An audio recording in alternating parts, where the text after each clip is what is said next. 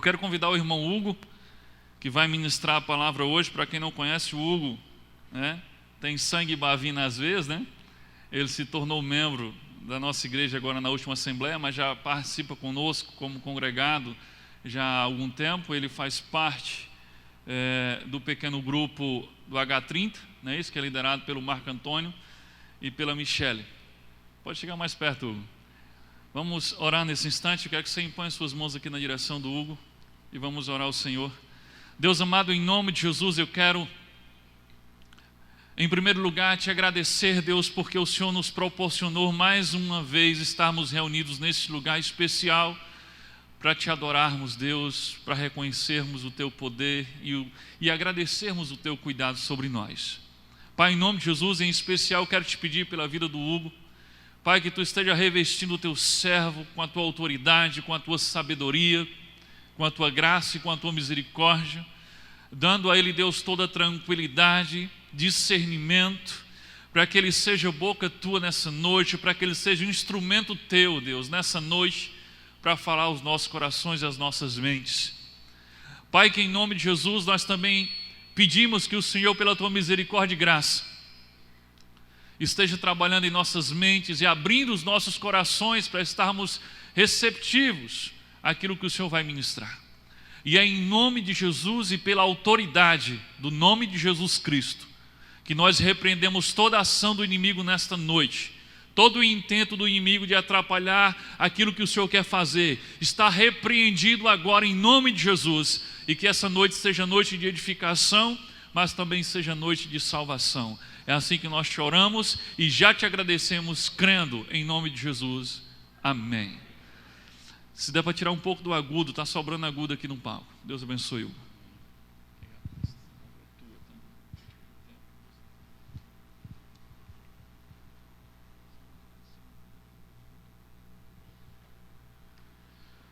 Boa noite. A graça e a paz do nosso Senhor e Salvador Jesus Cristo. Amém, queridos? Eu quero agradecer a Deus pelo privilégio e a oportunidade que Ele nos dá a cada dia de poder falar da Sua palavra, em especial nesse dia de hoje. Quero agradecer ao pastor Micaías pelo convite, pela confiança, pelo carinho e o cuidado que ele tem tido conosco. Agradecer o privilégio, porque hoje é o primeiro domingo do ano de 2016 e, aproveitando, eu quero desejar a todos um feliz ano novo, mesmo em meio às lutas, mesmo em meio a tanta dor, mesmo em meio ao sofrimento que nós temos passado a cada dia, e em meio também a tantas promessas de crises que existem por aí. Mas eu quero te dizer algo, que Deus pode pegar tudo isso aí e transformar em grandes bênçãos em nossas vidas. Basta nós crermos, basta nós confiarmos nele, e é isso, é um pouquinho disso aí que eu quero compartilhar com vocês nessa noite. Eu quero falar um pouquinho sobre a vida de um homem que foi digno da sua menção na palavra de Deus, Jó. Eu quero compartilhar todo o primeiro capítulo do livro de Jó, são 22 versículos, e eu gostaria de compartilhar. Vou fazer uma leitura aqui um pouco dinâmica, mas eu quero que você fique atento ao conteúdo, aos detalhes ricos que tem essa mensagem. A palavra de Deus diz no capítulo de Jó, capítulo 1, diz assim, começa dizendo assim: havia um homem na terra de Uz, cujo nome era Jó, homem íntegro e reto, temente a Deus e que se desvia do mal. Nasceram-lhe 7 filhos e 3 filhas, possuía 7.000 ovelhas, 3.000 camelos, 500 juntas de bois e 500 jumentas. Era também muito numeroso o pessoal ao seu serviço, de maneira que este homem era o maior de todos do Oriente. Seus filhos iam às casas um dos outros e faziam banquetes, cada um por sua vez, e mandavam convidar as suas 3 irmãs a comerem e beberem com eles. Decorrido o turno de dias de seus banquetes, chamava Jó a seus filhos e os santificava. Levantava-se de madrugada e oferecia holocausto segundo o número de todos eles, pois dizia: talvez tenham pecado os meus filhos e blasfemado contra Deus em seu coração. Assim Jó fazia continuamente. Num dia em que os filhos de Deus vieram apresentar-se perante o Senhor, veio também Satanás entre eles. Então perguntou o Senhor a Satanás: de onde vens?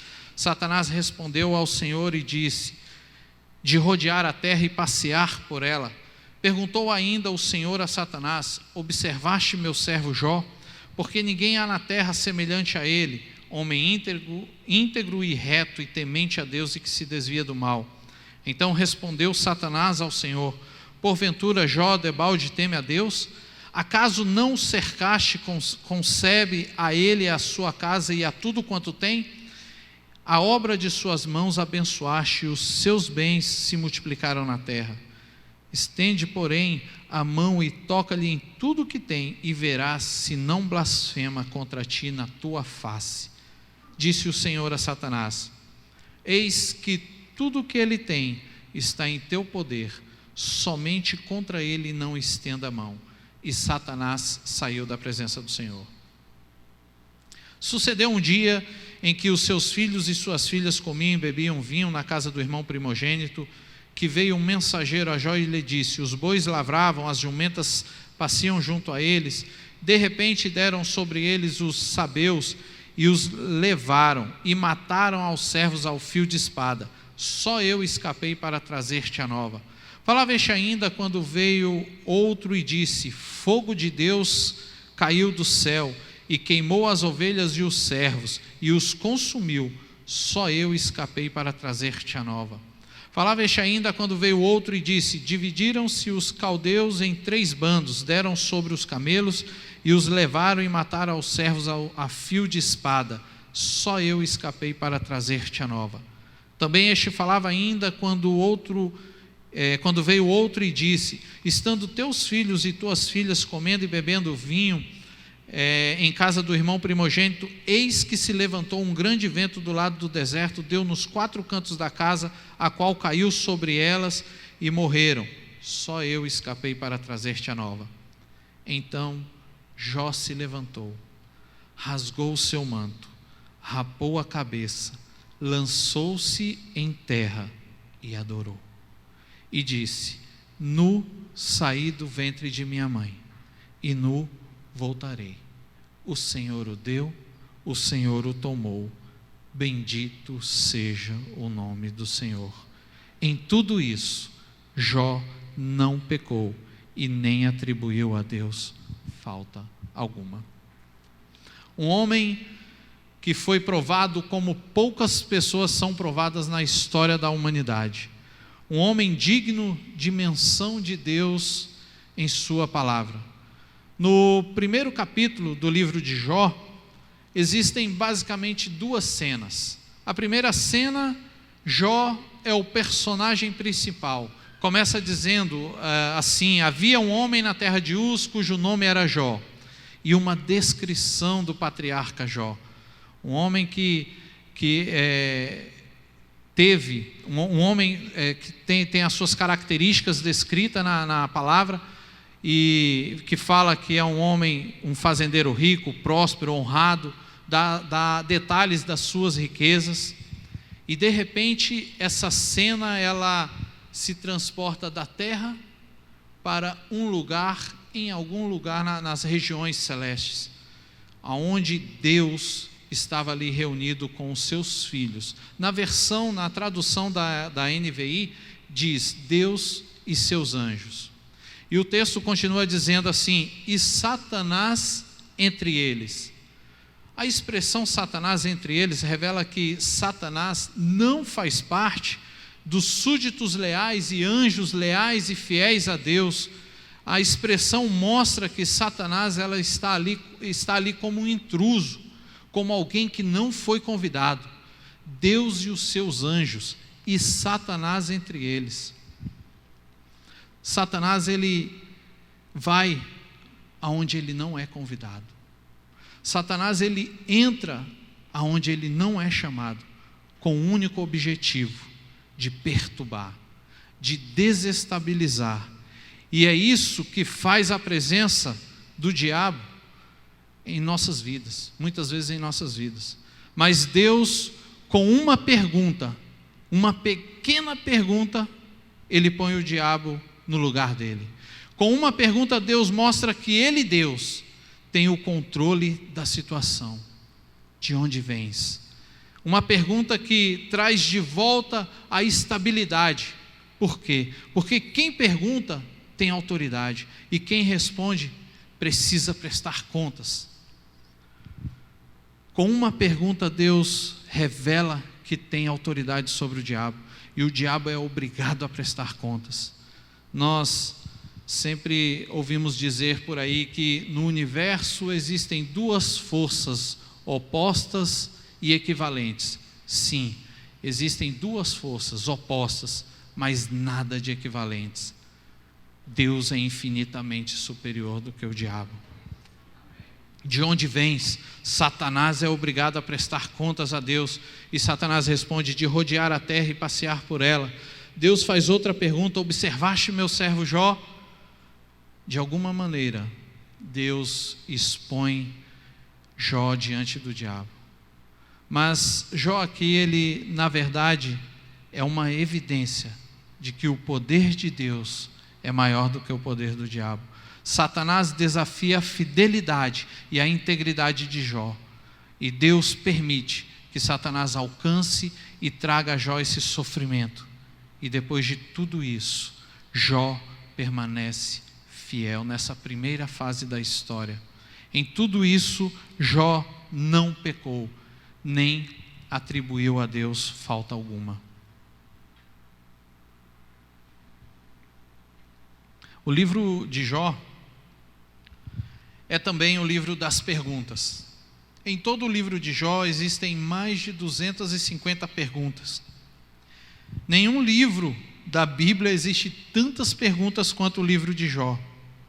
A narrativa, ela é cheia de perguntas. Quando Satanás se apresenta neste concílio espiritual, na presença de Deus, Deus faz uma pergunta: de onde vens? Ele responde: de passear e rodear a terra. Outra pergunta de Deus: observaste meu servo Jó? E Satanás responde a Deus com uma pergunta: e por acaso Jó não teme a Deus sem motivo? E assim um jogo de perguntas. Mas o que chama a atenção no livro de Jó é que ele não apenas apresenta um jogo de perguntas na sua narrativa, senão também ele levanta, ele traz à tona a mais antiga e difícil pergunta que o ser humano pode fazer: por que existe o sofrimento? E quando a gente estuda, começa a ler detalhadamente a história de Jó, uma outra pergunta relacionada a essa, e muito mais difícil de se responder, é: por que o justo sofre? Porque uma coisa é quando a gente vê um ímpio sofrendo, uma pessoa má que pratica o mal. Quando acontece uma tragédia na vida de uma pessoa assim, pela a nossa natureza humana e vingativa, nós mais ou menos nos conformamos. O difícil é quando o sofrimento alcança o justo. Por que existe o sofrimento? A existência do sofrimento é o principal argumento dos ateus. Geralmente eles falam assim: se Deus é todo poderoso, Ele não é bom, porque Ele pode acabar com o sofrimento, mas não acaba. E se Deus é bom, Ele não é todo poderoso, porque Ele é bom, quer acabar com o sofrimento, mas não acaba porque não pode. Esse é um dos principais argumentos dos ateus. E aí volta a pergunta tão difícil de responder: por que existe o sofrimento? Por que o justo sofre? E a mais difícil de todas, quando o sofrimento atinge, quando a tribulação atinge a nossa vida: por que eu, Senhor? Por que comigo? Uma coisa é filosofar sobre o sofrimento, e outra coisa bem diferente é quando o sofrimento entra na nossa vida. Quando um câncer atinge alguém a qual amamos. Quando é o meu filho que se envolve nas drogas, ou na marginalidade, quando é a minha filha que se envolve com a prostituição, aí a gente precisa dar resposta. E a pergunta que vem em nossa mente: por que comigo, Senhor? Por que eu? Quando vem um acidente e leva um filho, quando vem a traição no casamento, quando vem o desemprego, quando vem as dívidas, as humilhações, quando nós experimentamos na pele a provação e o sofrimento, essas perguntas elas ecoam em nossa mente: por que eu, Senhor? Por que comigo? É verdade ou não é? Ou será que isso só acontece comigo e não acontece com mais ninguém na face da terra? Existem 3 lições que eu quero compartilhar com vocês sobre a experiência de Jó. Eu quero falar aqui nessa noite para aquela pessoa que está passando por uma provação em sua vida, entra ano, sai ano, e você talvez esteja se perguntando: por que eu, Senhor? Por que comigo? Talvez você esteja questionando a Deus. 3 lições, e a primeira delas, preencha aí no seu esboço: o sofrimento não é obra de Deus.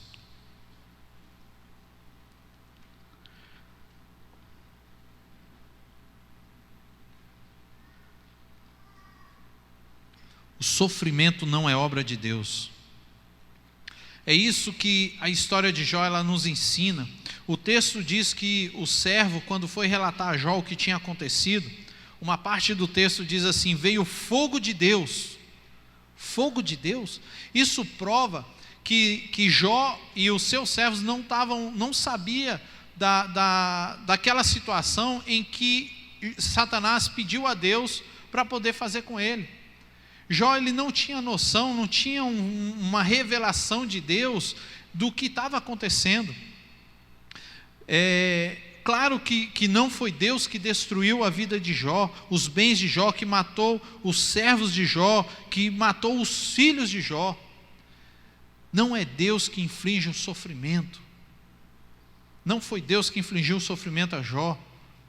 O sofrimento não é obra de Deus. Eu já ouvi expressões assim, do tipo assim: aconteceu essa tragédia, foi Deus quem quis.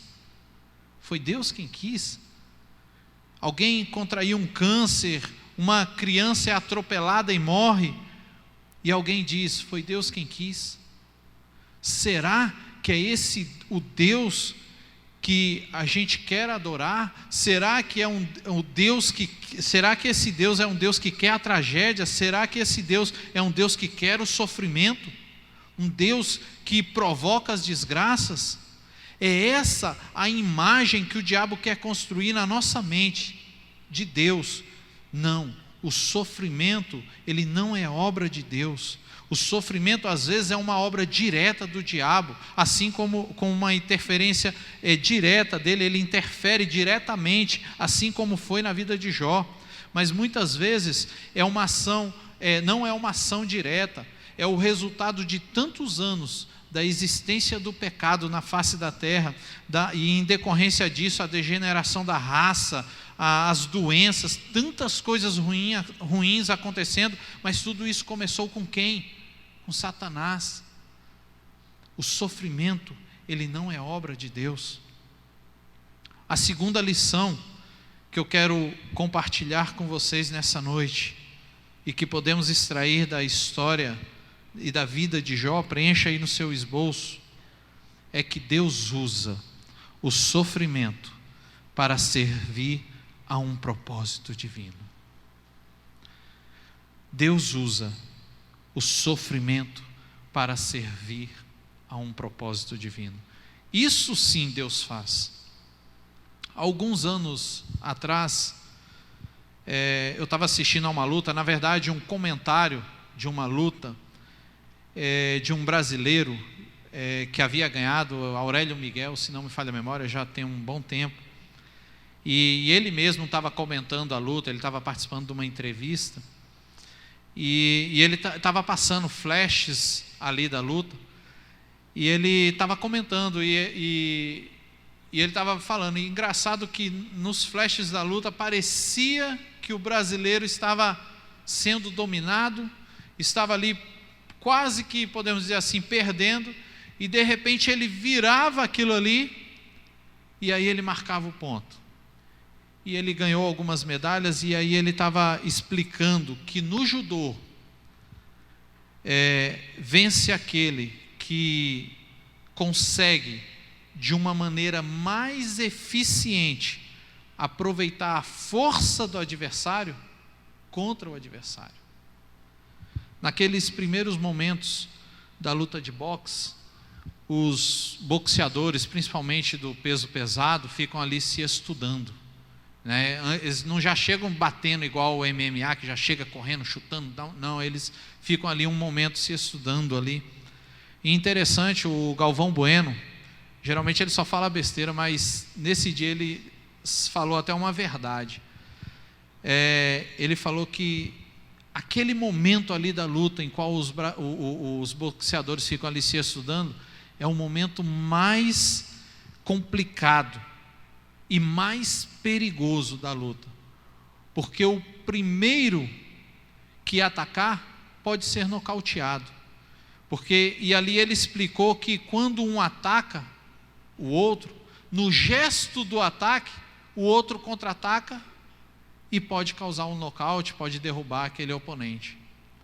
Deus, ele não luta judô e nem luta boxe, mas se ele lutasse, ele seria um campeão em todas as lutas, porque Deus, ele aproveita o golpe do diabo para vencer o próprio diabo. Isso Deus faz. Não é Deus que provoca o sofrimento, mas Deus usa o sofrimento para servir a um propósito divino. Deus consegue vencer o diabo com a própria arma do diabo. O sofrimento que Satanás coloca na sua vida, Deus pode transformar esse sofrimento em uma bênção que você não pode imaginar. Você se lembra da história de Davi e Golias, o gigante Golias, o invencível Golias? Vem contra ele quem? Um menino, um garoto, com uma funda e umas pedras na funda.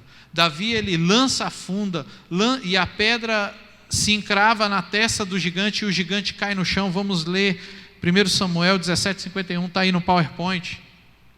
Pelo que correu Davi, depois que ele lançou a pedra, que lançou a funda, que bateu na testa do gigante, diz assim a palavra de Deus: pelo que correu Davi, lançando-se sobre o filisteu, tomou-lhe a espada e desembanhou-a, e o matou, cortando com ela a cabeça. Vendo os filisteus que era morto o seu herói, fugiram. Veja o que Davi fez. Ele se aproximou do gigante, subiu em cima do gigante, sacou a espada do gigante, e com a própria espada do gigante, ele mata o gigante. Ele mata o adversário e derrota o adversário com a própria arma do adversário. O confronto entre Davi e Golias é uma miniatura do grande confronto entre Deus e Satanás. Jesus derrotou a Satanás na cruz do Calvário. Jesus sendo pregado ali na cruz, qualquer um diria, se fosse nos dias de hoje, qualquer um de nós diríamos: Jesus perdeu, Jesus foi derrotado, o inimigo foi vitorioso. Como pode? Aquele que morre é o que vence? A morte é a arma do diabo. Assim, mais uma vez, Jesus demonstra que o diabo é derrotado com a própria arma do diabo. O que eu quero dizer com isso? O sofrimento, as provações que vêm em sua vida, Deus pode usar esta arma do diabo para o seu crescimento, para a sua bênção, para a sua salvação. Deus transforma os problemas em bênçãos. Deus transforma a tribulação em salvação. Aquilo que pode parecer uma derrota na sua vida, nas mãos de Deus, pode se converter em uma vitória tão grande que você nem imagina.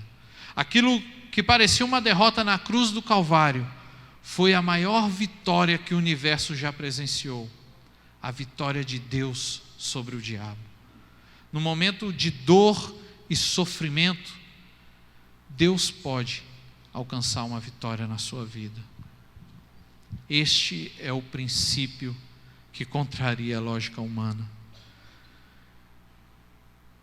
É isso que Deus faz. O apóstolo Paulo, ele menciona de um sofrimento que ele tem na sua experiência de vida.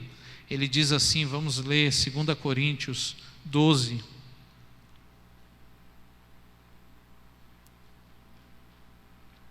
Do verso 7 ao verso 10. E para que não me ensoberbecesse com a grandeza das revelações, foi-me posto um espinho na carne, mensageiro de Satanás, para me esbofetear, a fim de que não me exalte. Por causa disso, 3 vezes pedi ao Senhor que o afastasse de mim. Então ele me disse: a minha graça te basta, porque o poder se aperfeiçoa na fraqueza. De boa vontade, pois, mais me gloriarei nas fraquezas, para que sobre mim repouse o poder de Cristo. Pelo que sinto prazer nas fraquezas, nas injúrias, nas necessidades, nas perseguições, nas angústias, por amor de Cristo. Porque quando sou fraco, então é que sou forte. Você pode repetir isso? Porque quando sou fraco, então é que sou forte. Paulo diz que tem um espinho na carne e ele chama esse espinho de um mensageiro de Satanás. Tudo indica que esse espinho na carne seria um problema em sua visão, mas isso não importa. O que importa é que esse espinho na carne é algo que trazia um sofrimento. Tanto é que ele usa essa figura do espinho. O espinho incomoda, ele machuca, não dá sossego, não dá trégua, tirava a tranquilidade. E ele conta que orou a Deus 3 vezes para que Deus tirasse esse espinho da carne. E Deus dá uma resposta para Paulo, dizendo assim: Paulo, a minha graça te basta. Aí Paulo declara que ele consegue se alegrar com o sofrimento. Como é que alguém pode se alegrar com o sofrimento? O apóstolo Paulo, ele explica: o sofrimento me faz fraco. E a lógica humana diz o seguinte, que o resultado da fraqueza é a derrota. Mas Deus, ele contraria essa lógica humana. Deus diz assim: o meu poder se aperfeiçoa na fraqueza. Aí Paulo diz que quando sou fraco, então é que sou forte. O poder de Deus se aperfeiçoa na fraqueza. A provação, a doença, as tragédias vêm em nossa vida e nos enfraquece. Mas Deus combina essa fraqueza com sua graça. E o resultado dessa combinação é poder, é vitória. Eu, às vezes, me arrisco a dizer que a gente deveria orar um pouco diferente da maneira que normalmente a gente ora. Quando os problemas, as lutas, as tribulações nos alcançam, nós oramos a Deus e dizemos assim: Senhor, me livre dos problemas. Senhor, resolve essa situação. Senhor, me livre das lutas, das tribulações.